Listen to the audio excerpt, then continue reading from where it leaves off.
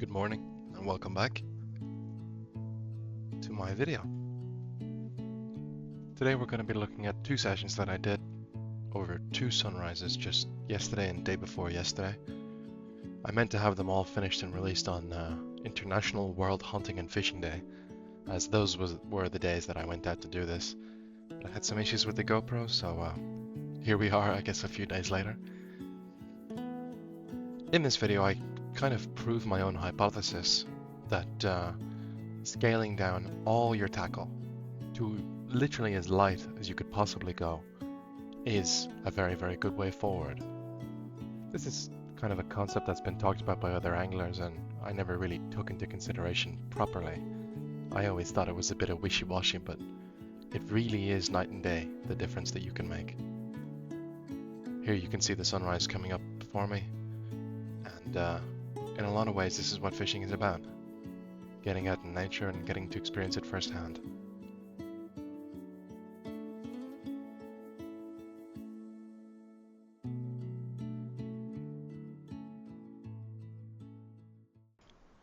I wanted to start the video off with kind of front-loading some information that you can find useful. So if you're watching this and you just want to go and get out fishing, I wanted to front-load it a little bit here. There's obviously going to be more later on, but wind, okay? Wind is a concept that at least here in Ireland, I've never heard anybody discuss. I've never heard anybody say, oh, it's a north wind, let's not go fishing, or it's an east wind, let's not go fishing. Never ever heard it discussed. I picked this concept up from Croatia, where if there was a north wind, they call it a bura over there in northwestern Croatia and Istria. Nobody goes out. The fishing boats, the commercial fishing boats, they don't go out. Nobody fishes, and if you're fishing, people come up to you and they say, you know, wait, what wind is blowing today? Oh, it's the north wind, the bura. You shouldn't be here. Basically, you're wasting your time. And every time it was the north wind, no matter what time I'd be there, even if I was there at sunrise at 5 a.m. watching the sun come up, and the day before I had, you know, bluefish on the lure, that next day would be a total disaster. And it wouldn't be only for me, it would be for everybody fishing with bait or anything else. And in this clip, what you're seeing behind you is actually my second day of fishing, the sunrises, and you can see how calm the waves are. I think you're going to see how that made a massive difference with the fishing on the first day, which is the next clip that'll be coming up. And hopefully it'll give you a little bit of understanding and make you put a little bit of weight on whether the wind is blowing in your favor or not. Now, the favor of the wind will depend on your region and where you're from and how that affects everything else. How it affects the waves, how it affects the surf, how it affects, effectively, the beach as we see it. But either way, it's going to be very, very important to you, and you can maybe pull out a few more nuggets of information just from what I put to you, especially if you fished here in Ireland or on the east coast of Ireland specifically.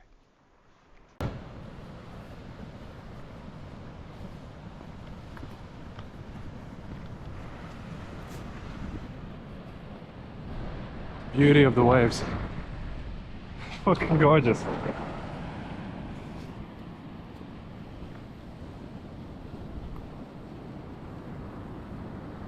Look at that wash.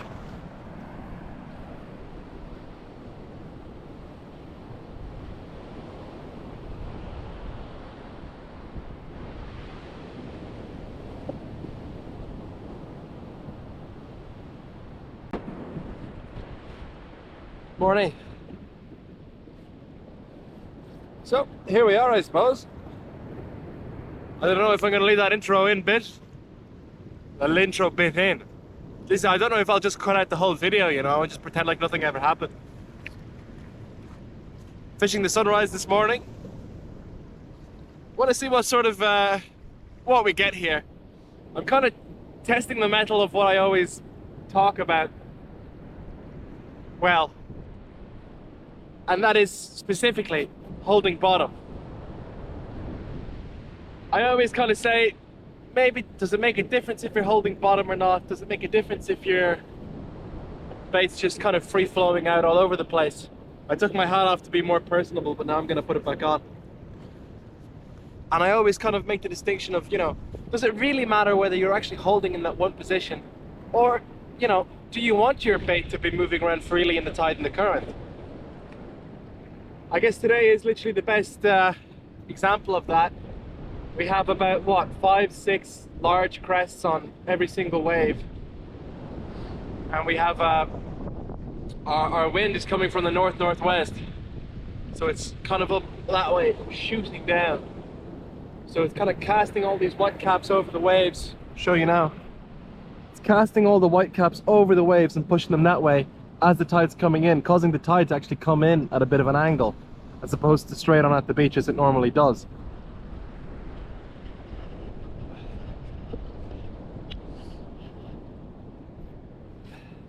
Put it to you like this: if I end up catching absolutely zilch, at the very least, you'll see a little bit of nice scenery, you'll see a bit of something, you'll get a bit of talking to, and I'll throw in a tip or two, or whatever I can do.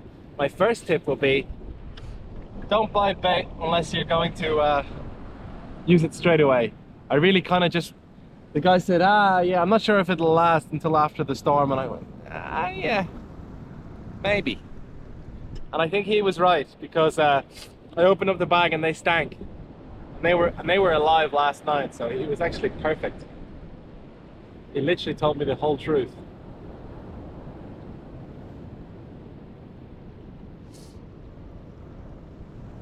The only problem, of course, with not holding bottom on the waves like this is you just have no bite detection, really. Like, bite, no, you have indication when a fish is on and it's like crazy whacking away at the rod. That's one thing, but bite detection is zilch, because the whole rod is going bang bang bang every time the tide pulls it in and out all over the place. The wash, like I said before in another video, is like a big washing machine in there. I've managed to cast just behind the wash, but who's to say that hasn't been pulled in? Because I don't see a rip current today, which is normally what I try cast into to try push my my bait out. I'll try to show you very quickly how you can spot a rip current. It's not really the most perfect answer, but you'll see the way the surf is breaking all along the edge there, all the way through onto the other side. A rip current is basically going to be spotted where effectively the waves aren't breaking. It looks like maybe a small one is forming there, but normally there's one central one right down the middle here, but I couldn't really spot it, or I just kind of cast in. I wanted to start recording this video. But rip currents are good because they're in a very complicated way that I fully don't know, full disclosure.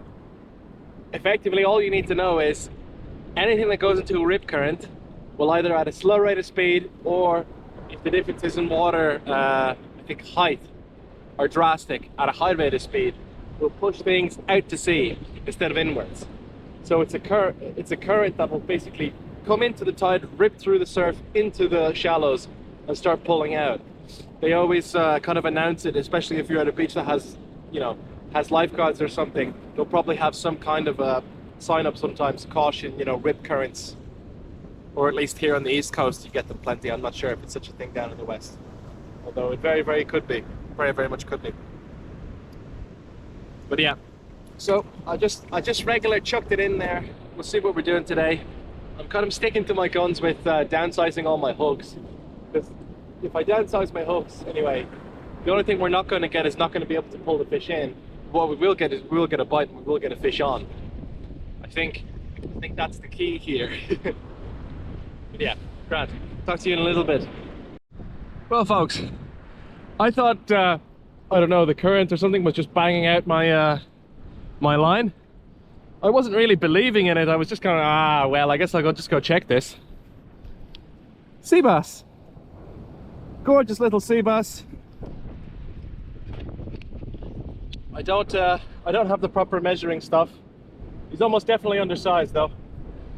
But anyway, we're gonna release him and let him be. But what a lovely, lovely success. I'm gonna put out my little box and just measure him, just so I can get the measuring, unhook him and get him out of there. So there we go. Box is 20 centimeter.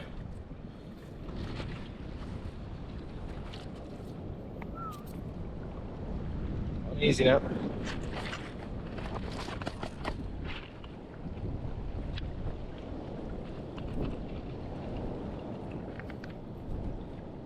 So, box is 20 centimeter. He's what? 25. So he's a little small one, but a great start to the day. We're about 10-15 minutes into the fishing and we already got one already. Downsizing the hooks and the line seems to be really paying off. So let's get another bait out. Let's keep going. So, little beauty. Gorgeous little fish. Let's get him down to the surf.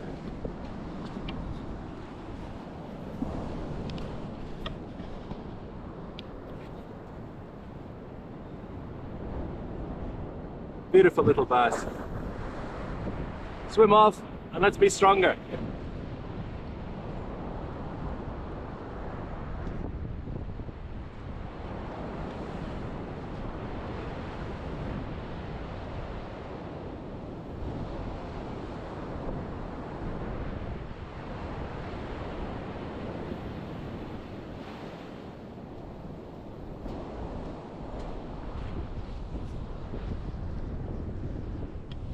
Anyways, a fantastic start. Couldn't be more delighted. I've never been able to produce bass out of this beach, but I always knew there would be. I just always knew that they would be here. So I guess that proves two things. Proves my point. Downsizing your line, downsizing your hooks to very small. The guy in the shop was telling me, oh, you're using size 8 for river fish, little small river fish. I was telling them no. But he kind of gave me a big look. I mean, it really proves kind of the snobbiness of anglers to kind of have their own one-track mind. But I've downsized my line, downsized my hooks. I'm not even holding bottom. With it's basically subpar. We've got a ragworm and they're all dead. But it proves you can still catch as long as you believe in the system and you have the right conditions. The conditions couldn't be more perfect as far as I'm concerned. I felt a bit bummed out that I didn't take my lure rod, but do you know what? Now I'm not regretting it at all. Now I'm actually quite happy. I'm here in the position. Let's go catch some more bass. Right, okie dokie. Just got my rod rigged up with 2 more ragworm. And that's all I'm using, by the way. I'm using size 8 hooks, worm keeper hooks with small little barbs pointed in the opposite direction, and ragworm. 150 gram grip weight, but I'm not really holding it. I'm not really gripping it properly and holding bottom. I'm kind of sticking to my guns with the idea that if it ebbs and flows in the tide, surely a bass will take it. And they have. So I've proven my own point to myself. Kind of disproved a lot of anglers, at least with the concept of the notion here that if you're not holding bottom, it's game over for you. I've disproven that. Right, time to cast him. To cast her out. Let's just point you up a little bit and let me get my rod.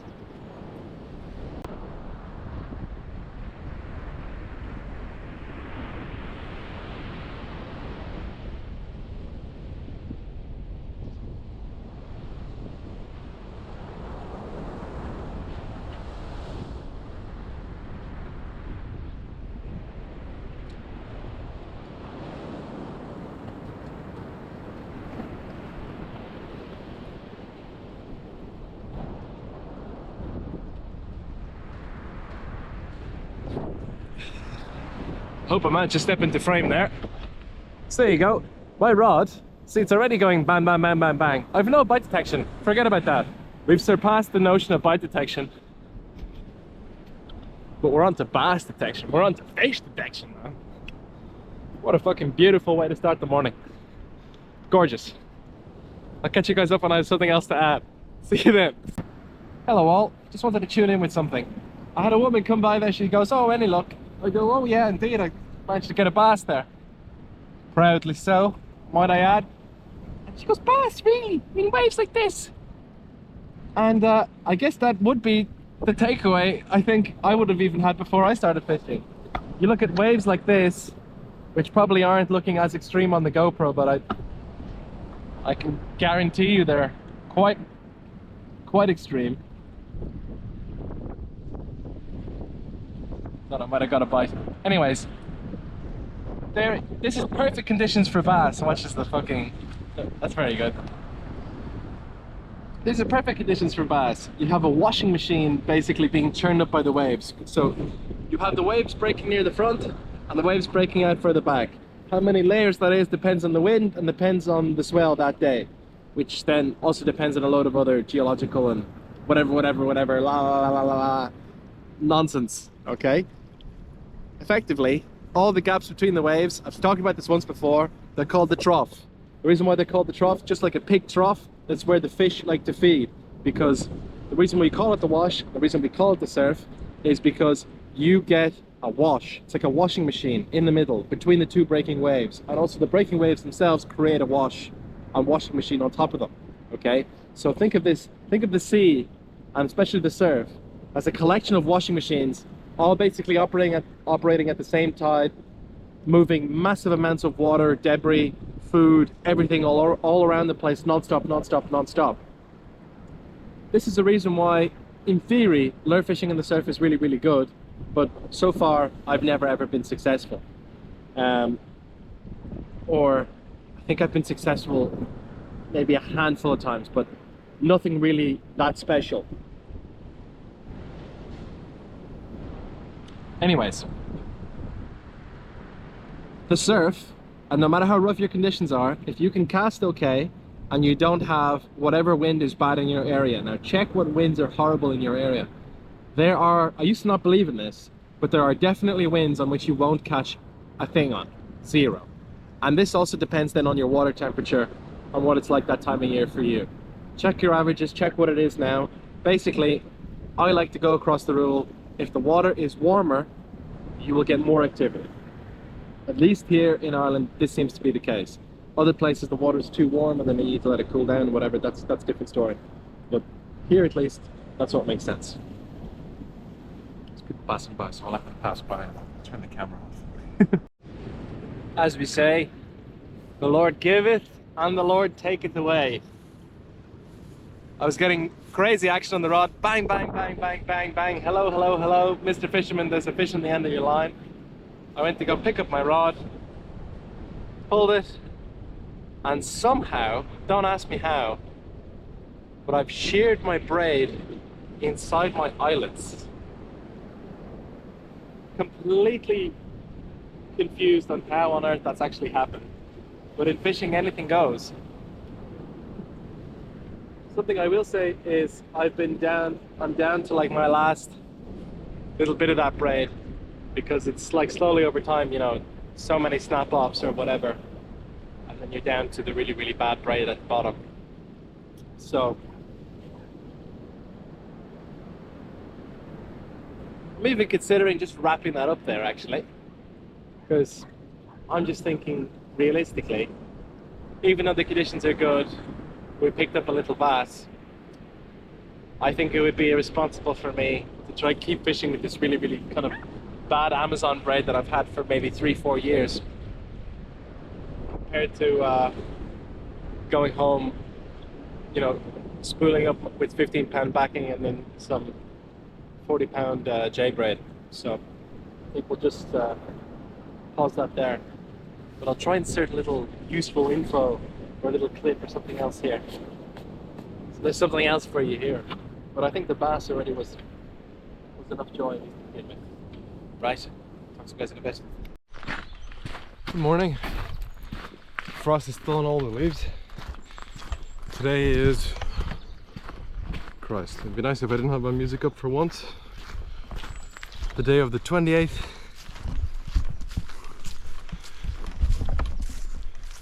The 28th of September. Time is 0700. Okay. We've been beaten by the first light, that I will admit, in the last 20 minutes. But from there on now, we have sunrise and we have beaten him by about 20 minutes. So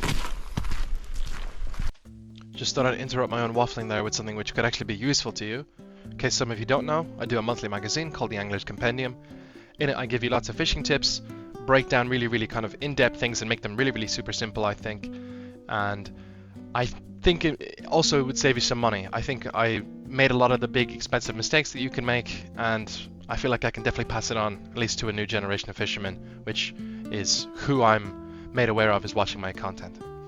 Anyways, it's €5 a month. Basically a subscription to any other Twitch or YouTube channel would give you the same thing, except here I'm actually giving you something in return for that. So I think you kind of get it both on this end. You actually get something out of me, I get something out of you. I think we're both mutually happy. Anyways, this has been my short advert. I hope you enjoyed the rest of the video. I hope this wasn't too intrusive. God bless you all, and the link is in my Gumroad in the Beacons AI underneath this video. Thank you very much. God bless you all. See you then.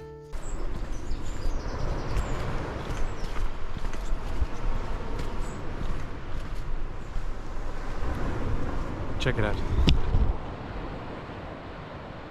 Conditions today are crystal. Today we're not going to have a problem holding water. We're holding position. That's old news. That's forgotten about. Happy, happy days. Right, time to start getting set up. See you in a bit.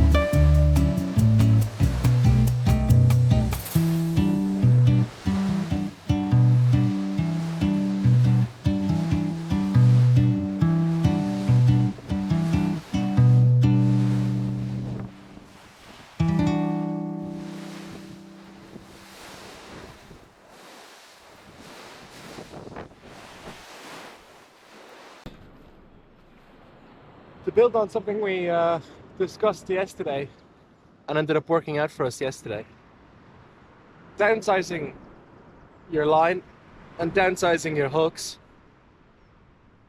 critical. And what else does it give you? It gives you peace of mind, right? Because if you've got the smallest hooks and the smallest, lightest line and the most kind of natural presentation that you can offer, you know you're basically doing your best that you possibly can to catch the fish that are there. I don't know about you, but every time I've ever gone out with the big paternoster rig with the 50-pound monofilament and cast it from the shore, searching for a smoothhound or taupe, almost every single time I've always felt this looks like a bionicle down there. It's massive. It's got this big, huge line next to it. It's got little beads all the way up the thing. I have a thing against beads, personally. I think it just makes everything look so unnatural. It's kind of ridiculous. But you know, some people love them. And you always feel like you're doing too much. Meanwhile, when have I actually managed to pick up a little smooth hound? On a 2-hook flapper and chucking it just beyond the surf. That's it. Now, obviously, he wasn't a record. He wasn't a big one. He wasn't like a proper, you know, smoothhound.ie picture. But it was something I could pick up. I think there's a little bit I think there's a serious waiting game, and I think maybe those guys, you know, that have a wife and a family and go smooth hand fishing with those big baits, maybe they just want to get away from home.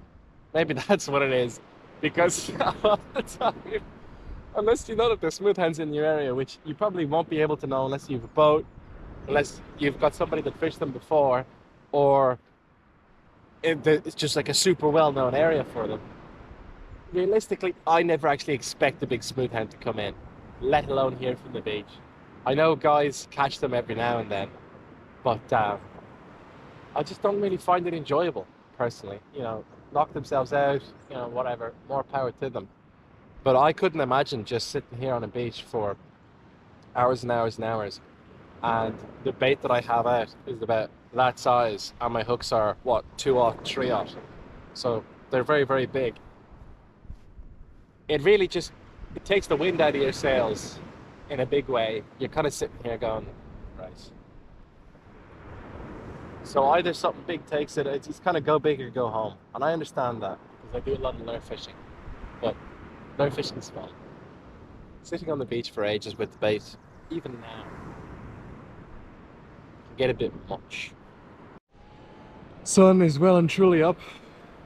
Been fishing at it for what? It's been about an hour since last contact. Now, unfortunately, because of a bunch of very rude, horrible people, I'll have to move on and move down to the left, because even though apparently you have your rod in the water and everything else, you're still gonna get total spastics swimming around, swimming caps and everything else just right under your line.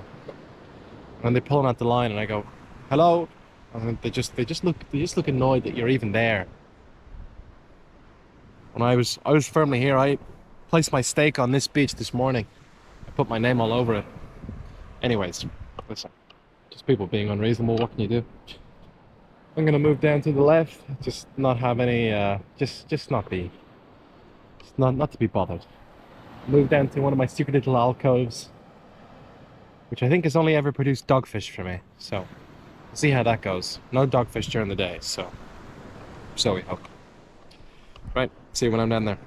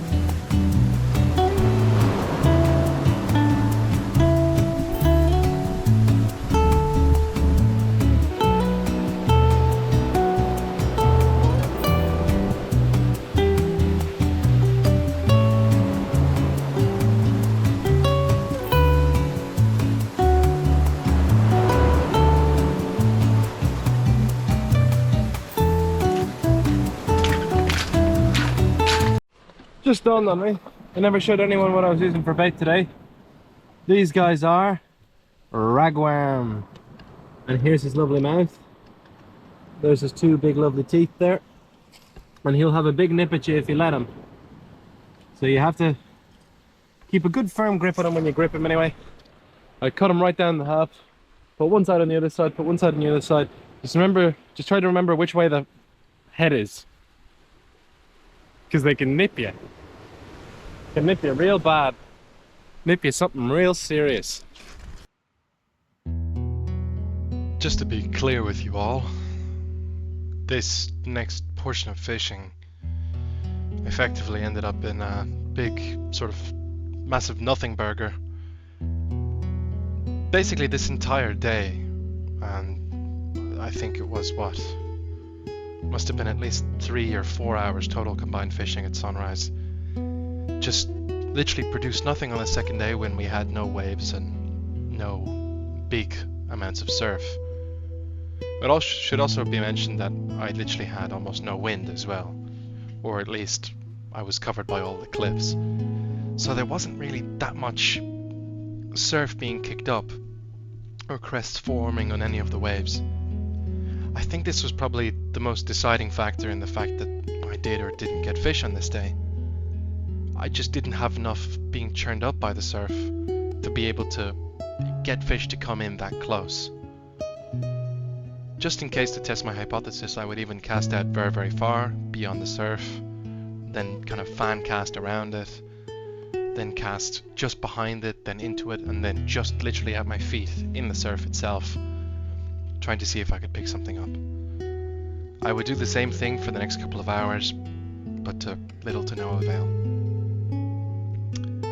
I have a small little clip coming up now where I just kind of summarize effectively what's after happening. But sit tight, because I'll have some more useful information coming up for you very soon, and something you can all learn from. Enjoy. I hope you're enjoying my video. God bless. Thought I'd put you down this little nook so I can speak to you properly without any interruptions.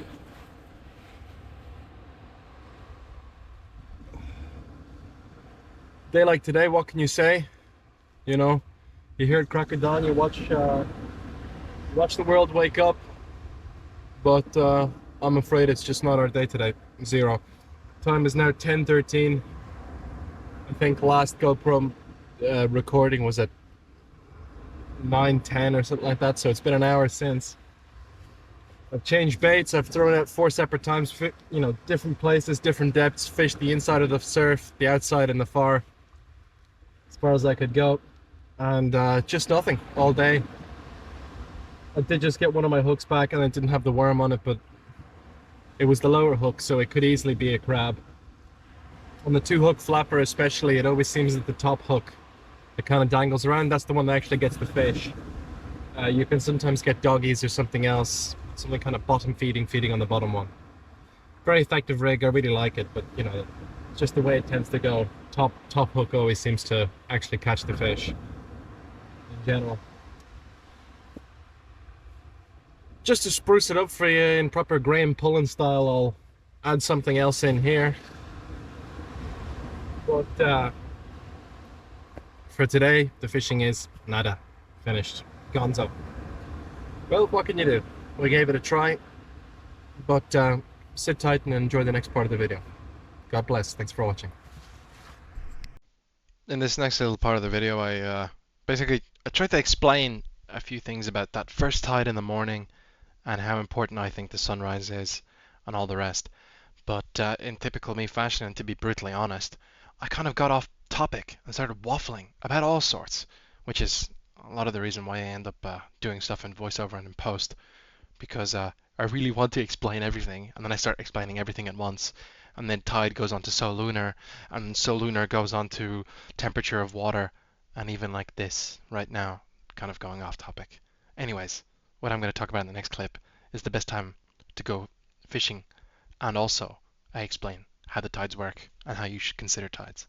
Enjoy this very, very streamlined approach. In general, if you could plan it for a day like Saturday, like it is today, where you have the whole day to yourself to come down and choose whatever time you want to, I would definitely recommend try catching that first tide in the morning. Because the first tide in the morning is, forgive me for saying, I think it's always the highest. And then the second high tide is the second highest. Now this time of year, that difference isn't too much between high and low tide. I think it's maybe a meter here, which is quite low. We're still waiting on the bigger tides to come in further into winter and then to spring, and also then obviously during the equinox. That's another thing actually. So another thing I think I should explain while I'm at it. When your moon is at a certain phase, obviously that's going to affect the tide. Maybe you don't know that, maybe you do. When the tide is full, sorry, when the moon is full, or when the moon is totally gone, is kind of the biggest variation in tide. The reason why tide matters is because tide floods in and it basically opens up a whole new place for fish to feed, and coasts and everything else are good places for fishes to feed. Why? Stuff falls off the land, things die on the coast, end up on the land, and it washes up. What else happens is the tide washes in, worms feel that the water is above them, they come out of the water, fish can feed on them, this sort of thing. Basically, the tides is when things are happening. There's kind of, think of it as sort of streets during working hours is the best way to look at it. If you're at a high street at kind of 4 or 5 p.m, it's going to be crowded with people if you're on Grafton Street, for example, in Dublin City. But if you're there at like 5 o'clock in the morning, there's not going to be anybody there. The view kind of tides as kind of like boom times or busy times for streets. And that's the way you should look at it. You can still pick up a fish on a slack tide or when you don't particularly have a very strong tide. I didn't have a very strong tide today at all. Not at all. But if you kind of combine that with the sunrise or the sunset, the change in the light level, sometimes as well after a storm. Anyways, there's a lot of factors here. But if we just simplify it down to the light level, so sunrise or sunset, your two different times, your two optimal times to go, and basically rising tide or falling tide. In my opinion, the rising tide in the morning is the best one to catch on. I've always had more success in the rising tide in the morning than some kind of falling tide at night or whatever the case may be. I hope I've explained that correctly. Right, so I hope I've explained that correctly. I hope I've explained that in a way that's easy to understand. If you can kind of understand, I have a bit of a funny way of speaking, and I kind of long wind things and kind of keep going on and on and on. Sometimes to people that's useful, sometimes to people that's very, very confusing, and sometimes I have to repeat myself to explain very simple things. But if you remember what I said, you'll be fine and you'll catch some fish. And sometimes it's just not going to be it. Sometimes days like today, you can be there, you can be Mr. Magoo, you can have all the kit, you can have fresh bait, you can have little hooks, you can have small leader, you can make all the rigs the night before, you can reline your spool with J-braid and FG knots and super glue them and whatever. But sometimes the fish aren't there, and that's the way it is. But then you get little moments like this. A little bit of silence. A little bit of peace, a little bit of calm. In a way, that's what they say fishing is all about. Thank you very much for watching. I'll see you all in the next one.